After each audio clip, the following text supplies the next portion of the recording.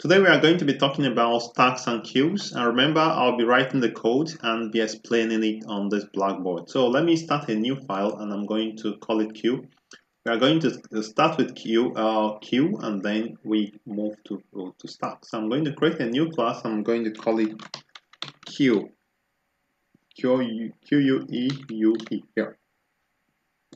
Alright, so this is the new queue class we've created, and so basically, before I continue, I'd like to first remind you to subscribe to my channel.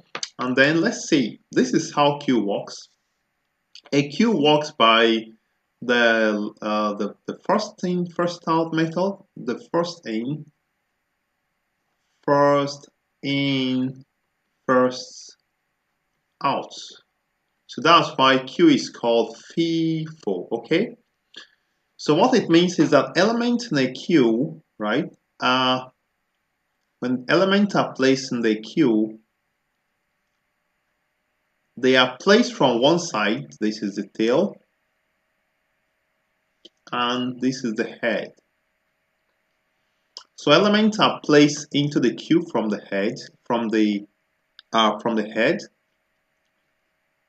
and they are taken from the tail. So insertion and deletion occurs at different ends of the queue, right? So when you insert an item, the item goes to the tail, you keep inserting. But if you want to take an item, you are taking the item, the last item that was the first item that was inserted is going to be taken. And stack works in a different way. In the case of stack, both insertion and deletion occurs from the same end. So let's start by implementing a queue, and then from there we see that it becomes easy to understand the stack. So let's start by creating so now let's create nodes, because nodes are what queues are made up of. So public static class node, okay. So it should actually be second. All right. So we should have a private class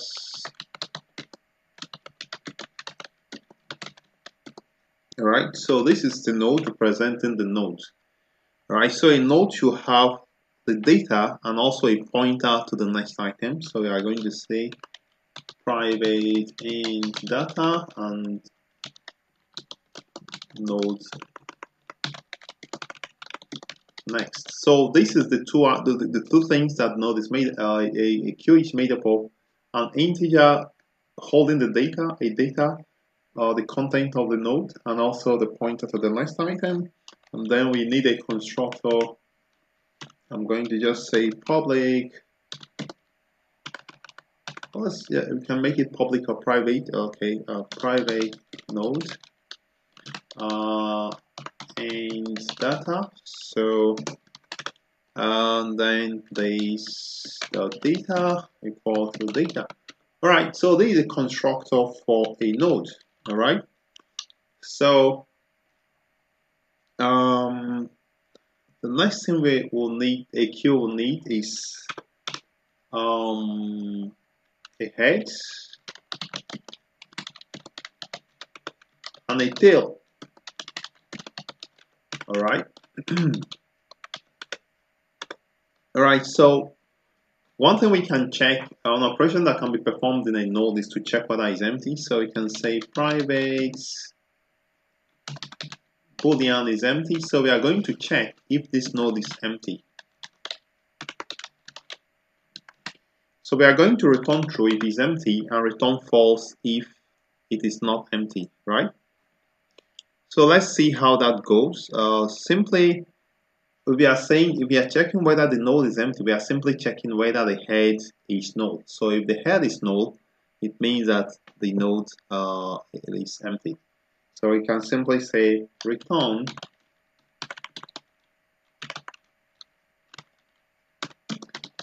head.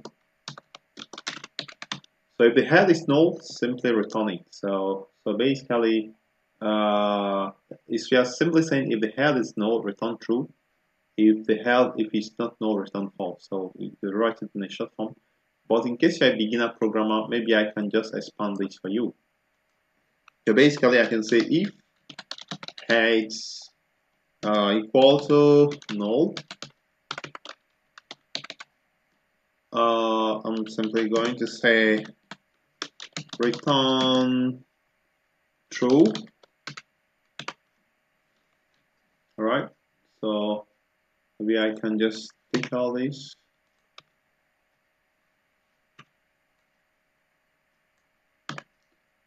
So if head is no, return true, else return false. Okay. Alright, so this is basically how to check if a node is empty. So I've written it in a short form. This is a long form, which is clearer if you're a beginner programmer. Alright, so the next thing we want to do is to perform an operation called pick. Pick simply means return the item on top of the queue, right? So it simply return the head, that's all. So public int pick. So pick is going to simply return head data. Okay. Perfect. All right. So for sure, you can actually perform a test to check. Maybe you can say if head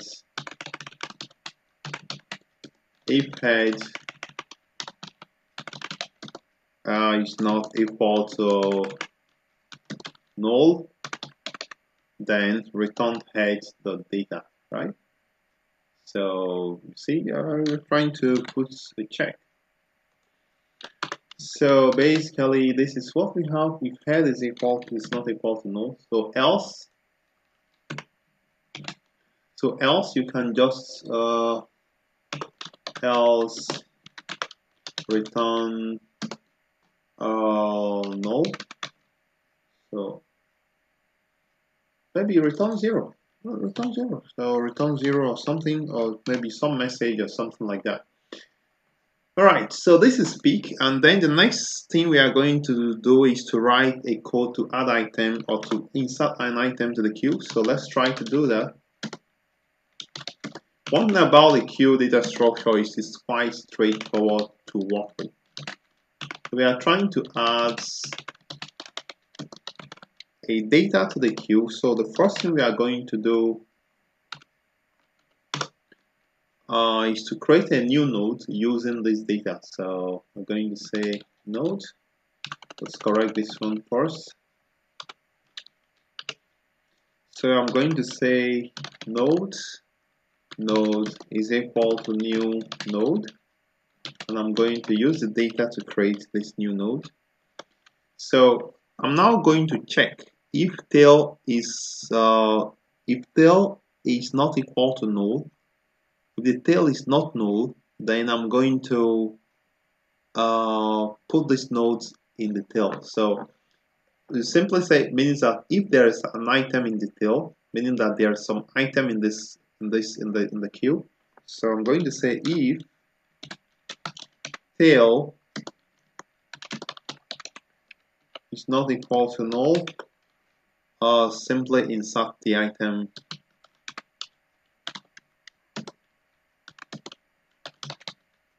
perfect. So however, if the tail is null, so I'm going to say else. If tail is not equal to null, put the item there. But if not, just simply say tail is equal to node. Okay, so however, if this queue is empty, what will happen if this queue is empty? Maybe there is nothing there. Simply put this new item as the head of the queue. So I'm going to say if head is equal to null. So what I'm going to do is to simply put the item here. So I'm going to say node head equal to node. All right.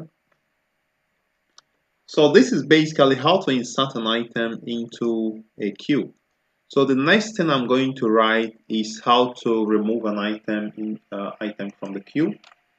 So let me make some room here. So to remove an item from the queue, I'm going to just say it's basically the same thing. So simply remove an item from the remove the item from the tail. So set the tail to null, right?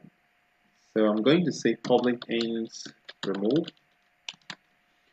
All right. So the first thing I'm going to do, I'm going to say int data is equal to head data. So I'm going to first take out retrieve what is in the head, and then I'm going to set the next to the head. So let me just, so basically we are cutting off the head. So we are going to take the data here, the data from here, and then detach this one, and then set the next here to be, designate this to be the new head.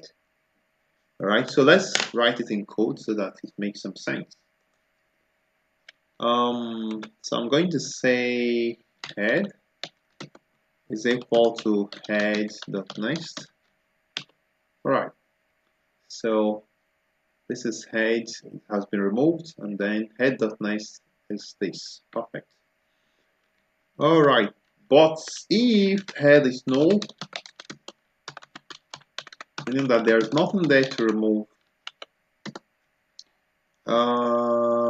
then I'll simply set the tail to be null. So if head is null, simply set the tail to be null. And at the end of the day, you simply return the data that you retrieved from the head. So when we remove an item, we simply return it. So this is how queues work. I want you to maybe take some time to go through it, pause the video, write it out, type it out in your IDE if you are using Eclipse. Try to write a main method to test this queue. Maybe just insert some items in the queue and remove some items from the queue and see how it works. I'd like to thank you for viewing, and also like to remind you to subscribe to my channel.